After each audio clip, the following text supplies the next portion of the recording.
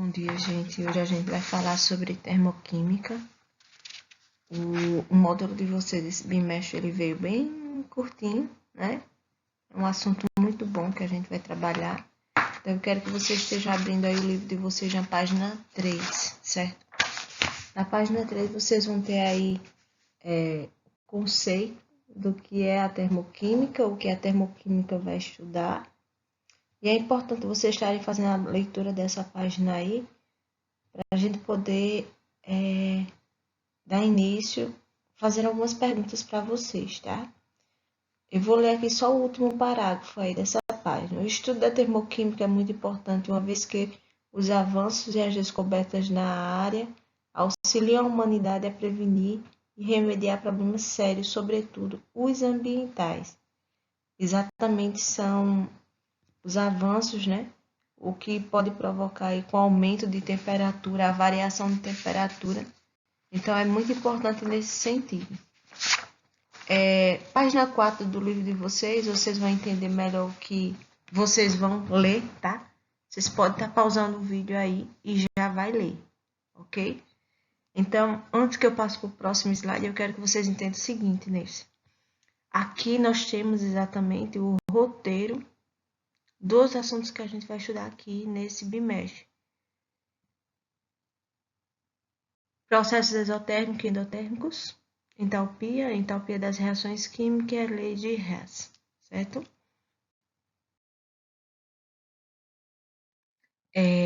Antes que a gente vá para a página 4, eu quero que vocês entendam o que é a termoquímica. Termoquímica é a parte da química que vai estudar as variações de energia que acompanham as reações químicas. Então, se uma reação química, o que é uma reação química? Só para vocês relembrarem. É quando uma substância ela vai ser modificada, ela não vai ter como voltar ao que era antes. É tipo, eu tenho dois reagentes, duas substâncias, eu vou misturar essas duas substâncias e vou formar um produto. E essa nova substância que foi formada, esse novo produto que foi formado, ela não tem como voltar ao que era antes, tá? Então, isso é exatamente a reação química. Então, a termoquímica ela vai estudar as variações de energia, tá? Que vai acontecer nessas reações químicas. E dentro disso, você já vai lembrar que eu falei que a gente vai estudar a entalpia, né? Que vai ser exatamente a energia armazenada, principalmente na forma de ligações, que é dentro da termoquímica a gente vai estudar a entalpia, que no grego significa calor e o símbolo que vai definir exatamente a entalpia vai ser o reat, tá? Que é esse H. Só que quando a gente for falar em variação da entalpia, vocês vão lá lembrar, variação delta H, tá? Variação da entalpia. Então, eu quero que vocês peguem agora na página 4, tá? E vocês vão observar as seguintes imagens que nós temos na página 4, que tem aí, para começar. Primeira imagem, vocês conseguem ver a chama de um fogo aceso. E a segunda imagem, vocês estão vendo uns rapazes dançando, tá? Aí observa as imagens, converse com seus colegas e vamos ver qual questão a gente vai chegar. Primeira questão. No cotidiano usamos com muita frequência combustíveis que são queimados para obter energia. Sobre isso, relate quantas vezes você precisou, direto ou indiretamente, nos últimos 7 dias, esse tipo de combustível. Vocês vão tentar fazer uma média aí, não precisa vocês direm com detalhe, mas é importante que vocês estejam vendo o que vocês fizeram, o que vocês precisaram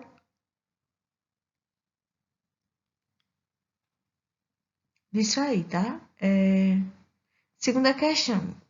Caso você fosse impedido de utilizar esses meios para obter energia, o que você usaria no lugar? Se você fosse impedido de estar usando esses meios, tá? Tentem pensar aí e responder.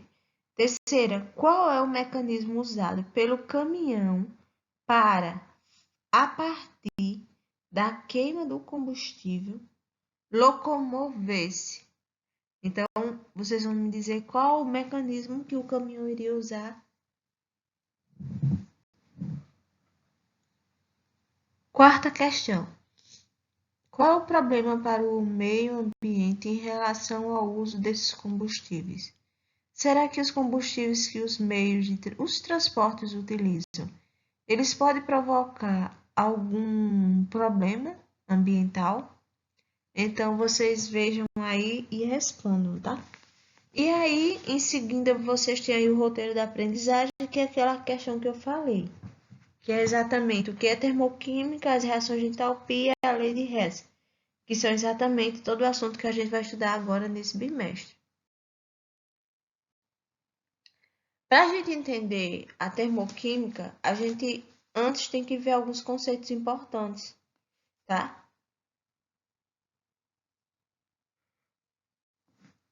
Quais conceitos são esses? Normalmente, as transformações físicas e químicas, elas são acompanhadas por dois processos. Um vai absorver calor e o outro vai liberar calor. Por meio disso, nós vamos tentar observar a imagem da página 4 e vocês vão poder observar aí, imagine que fossem os três estados físicos da matéria: sólido, líquido e gasoso. Então, no estado sólido, vocês lembram que as moléculas elas vão estar extremamente juntas e não vão ter como se locomover. Com o aumento de temperatura, né, conforme o calor foi aumentando, aquilo que estava lá, vamos dar o exemplo do gelo, aquele gelo, ele vai começar a derreter. E de tudo que ele vai derreter, ele vai ficar líquido. E essa água líquida, as moléculas já vão estar em intensa movimentação, e essa intensa movimentação vai fazer com que elas já se movimentam mais porque elas absorveram o calor.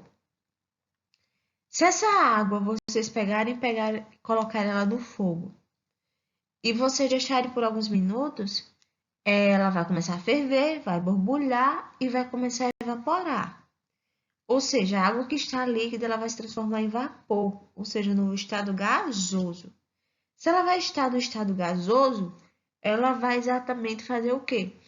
Ela vai estar absorvendo calor para poder passar para o meio de gás ou gasoso. Então, você já deve lembrar que esse esquema da página 4 do livro de vocês, ela está mostrando exatamente essa questão dos três estados físicos, sólido, líquido e gasoso. Quando tem aquela setinha para frente, ela indica aumento de temperatura. Se está aumentando a temperatura, vai absorver calor. E se ela for o contrário, do gasoso para o sólido, não vai mais absorver calor, ela não absorve, ela vai liberar o calor, tá? Para que esse calor possa voltar para o outro estado. Então, com base nisso, é importante que a gente verifique, certo? O que significa a palavra calor. Vocês têm aí calor, a energia transferida entre dois corpos ou entre diferentes partes de um mesmo corpo, que tem temperaturas diferentes, é denominado calor ou energia. Então, quando a gente falar em calor, vocês vão lembrar exatamente de transferência de energia de um corpo para outro, tá? Até então, chegarmos em um equilíbrio térmico entre si. Vou dar aqui outro exemplo. Um exemplo, a Bruna ou outros alunos que usam casaco, tá? Quando o ar-condicionado da sala de aula está muito frio, o que a gente faz? A gente usa o casaco, não é isso? Para que a gente possa se aquecer, certo? Então, o que acontece? O calor, ele é um meio que ele vai conseguir, né, equilibrar, vamos dizer, a temperatura. Mas aí, na verdade, o que vai acontecer? O casaco, ele vai transferir energia térmica para o meu corpo e o meu corpo vai conseguir manter aquela certa temperatura. Então, o calor é definido como isso, a transferência de energia térmica entre dois corpos diferentes. Então, não poderia ser o mesmo, tá? Dois casacos passando essa temperatura. É nesse sentido. Então, vocês podem estar observando aí com clareza esse corpo A e esse corpo B, E vocês podem observar que o corpo A, como ele tem maior temperatura, ele vai passar o calor para o corpo B, tá? Espero que tenha ficado claro aí para vocês.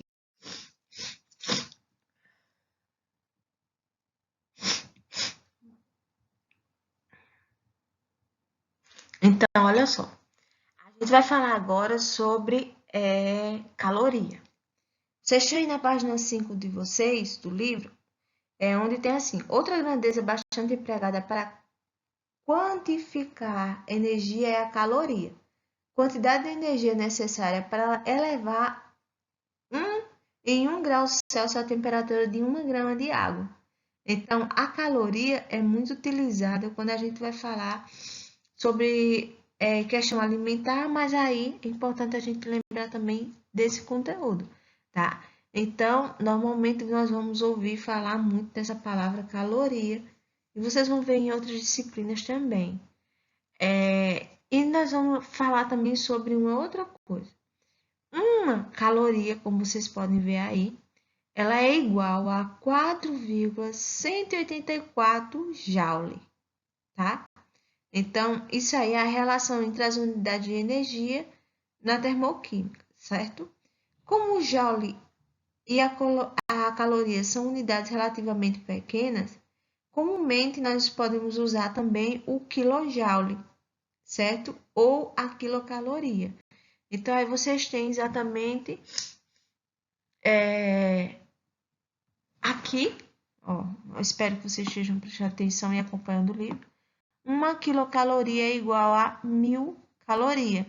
E 1 kJ é igual a 1000 joule. Joule vocês vão ver, vocês vão estudar acho que é em física, tá? A questão do trabalho, potência, energia, essas coisas.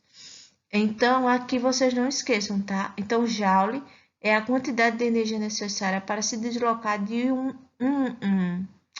deslocar uma massa de 1 kg inicialmente em repouso, fazendo percurso de 1 metro em 1 segundo, tá? Então, essa questão do joule, vocês vão observar a equação para a gente calcular a energia que vai ser recebida ou cedida do calor aí no caso. E aí, para a gente entender essa equação, a gente tem que entender exatamente essa questão.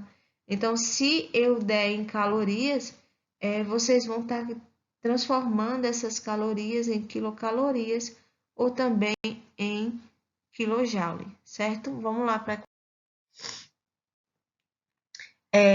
aqui para como podem ser medido o calor da reação. Como pode ser medido o calor da reação química, né? Então aqui vocês estão vendo um equipamento, né? Que parece mais com uma garrafa térmica. É um calorímetro. Vocês têm ele na página 5 do livro de vocês, tá? Não achei igualzinho, mas foi parecido. Então, aí, esse equipamento, ele serve para medir, tá? O calor envolvido em uma reação química. Então, normalmente, esse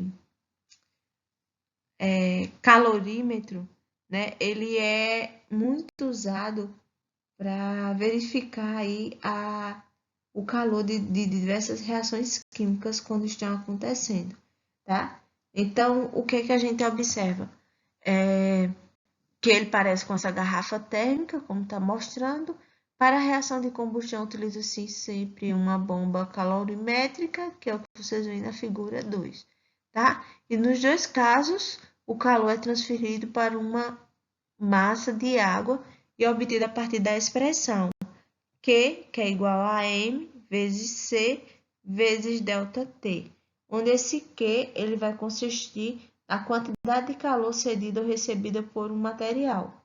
O M vai ser a massa do material, o C vai ser o calor específico do material e o ΔT vai ser exatamente a variação de temperatura dele, ok? Vocês podem estar observando e acompanhando e grifando o livro na página 5. Só mostrar aqui rapidinho. Aqui é a quantidade do calor sensível, que foi a equação que eu mostrei anteriormente, tá? Nela aí vai ser recebida, vocês podem ver o calor recebido ou cedido de um corpo em função da variação de temperatura, que pode ser expressada da seguinte forma. Então, isso é a fórmula que vocês podem estar anotando que a gente vai usar depois, tá? E aí está a explicação do que é cada coisa. Q, quantidade de calor sensível. C, que é dado em caloria ou joule. C, que é o calor específico da substância, que vai ser dado em quilocaloria, grama ou quilograma, grau Celsius. A massa, que vai ser dada em grama ou quilograma. E a variação de temperatura, que é dada em grau Celsius, certo? Aqui só alguns esclarecimentos para a gente entender um pouquinho os processos que vão envolver nessa questão de absorção e liberação de calor, tá? Então, aqui a gente vai ver a formação e a ruptura de ligações envolvem a interação da energia com matéria. Assim como as mudanças de estado físico, as transformações da matéria ocorrem como a absorção ou liberação de energia. Então, aí vocês podem estar observando, aqui nós temos um copo, esse copo aí aqui vai mostrar esse processo que é a liberação de calor. O que foi que eu peguei? Eu peguei essa água e levei até o congelador e virou o quê? Gelo, né? Então, aí a gente consegue observar a liberação, no caso aí, de calor. Aqui a gente consegue observar a absorção de calor, que é em temperatura ambiente, ele vai conseguir absorver esse calor. Com base nisso, a classificação das reações termoquímicas, elas vão ser classificadas todas as reações em dois tipos, que são as reações exotérmicas e as reações endotérmicas. Então, quando envolve a liberação de calor, denomina-se reação exotérmica. Então, vocês podem observar aí que alguns exemplos dessas reações exotérmicas são o processo de combustão, tá? Em si, a respiração dos seres vivos, tá?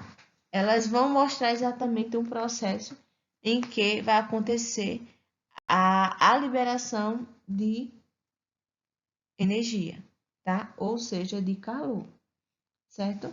Vocês vão achar esse assunto aí no livro de vocês na página 5, tá? Então, na página 5, vocês vão ver essa questão aí do que eu tô falando, ok? E aí, nós vamos ter também a reação quando vai absorver calor. A reação vai denominar endotérmica. Um exemplo é a fotossíntese e o cozimento dos alimentos, que a gente vai observar claramente essa reação endotérmica, tá? Então, não esqueçam o que é uma reação endotérmica e o que é uma reação exotérmica, tá? É importante que vocês fixem isso. Lá no livro de vocês, na página 5, vocês têm assim: toda reação química é acompanhada por determinada energia na formação de reagente do produto. Caso a energia envolvida nas transformações químicas seja o calor, os sistemas classificam em exotérmico e endotérmico, certo? Então, aí vocês têm exatamente essa questão que é importante que vocês estejam fixando esses dois. Vou mostrar o último slide para ver se vocês entendem melhor, que ainda não entendem, tá? O processo endotérmico nós temos exatamente endo. Observe aí endo, que é de dentro, tá? Então vai absorver calor do ambiente e vai transmitir sensações de frios, tá? Que vai ser do nosso vizinho para o nosso sistema, ou seja, para o nosso corpo. Aqui nós vamos ter, nas reações químicas ocorre também a ruptura, como a formação de ligações intermoleculares. Para determinar se um processo é exo ou endo, deve-se considerar a energia absorvida para a ruptura das ligações reagente e a energia liberada para a formação de produtos. É interessante vocês lembrarem fixar, tentem fixar. Primeiro vocês entenderam o que é. Eu acredito que todo mundo entendeu o que é calor, né? Que a transferência é exatamente a transferência de energia de um corpo para outro. Segundo ponto é você entender o que é endotérmico e exotérmico, tá? Depois de você entender isso, eu quero que vocês associem essas palavras aqui, ó. Energia absorvida com reagente e energias liberada com produto, tá? Eu vou dar um exemplo para vocês. Vou botar aqui.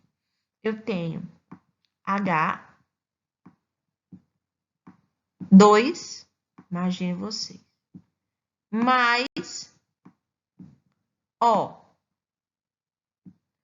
H2 mais O vai dar origem. Isso aqui eu tenho que são esses dois compostos, H2 mais O, é exatamente o que, gente? Isso aqui vai ser os meus reagentes, que são 2 moléculas de hidrogênio e uma de oxigênio. Isso aqui vai formar o meu produto, que é H2O, que é o meu produto, tá? Então, reagente, observem bem isso aqui que eu fiz, esse esqueminha que eu fiz.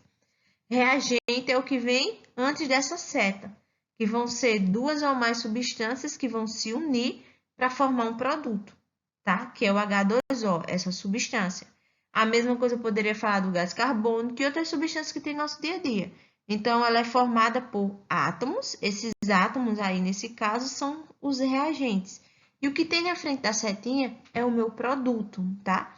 Então, normalmente, quando a gente fala em liberação e absorção de energia, a gente tem que tentar associar essas duas coisas, por gentileza, tá?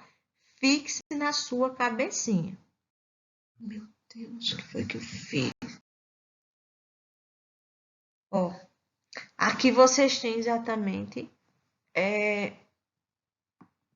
ó, isso aqui vocês têm lá no livro de vocês, certo? Essas observações aí. Espero que não tenha voltado tudo. Mas vamos lá. Então, aí vocês têm a variação do produto menos a entalpia dos reagentes, onde a entalpia dos produtos ela vai ser menor que a dos reagentes. Então, a variação da entalpia ela vai ser menor, né? Acho que é menor que zero. Já na reação endotérmica, o calor absoluto é igual a ΔH, o produto menos o reagente, onde o produto ele vai ser maior do que o reagente. Deixa eu ver aqui. Maior, menor, é isso mesmo. No endotérmico, já esqueci como é que fala esse sinal. No endotérmico, vocês vão ter uma variação de entalpia maior que zero. E na exotérmica, vocês vão ter uma entalpia menor que zero, tá?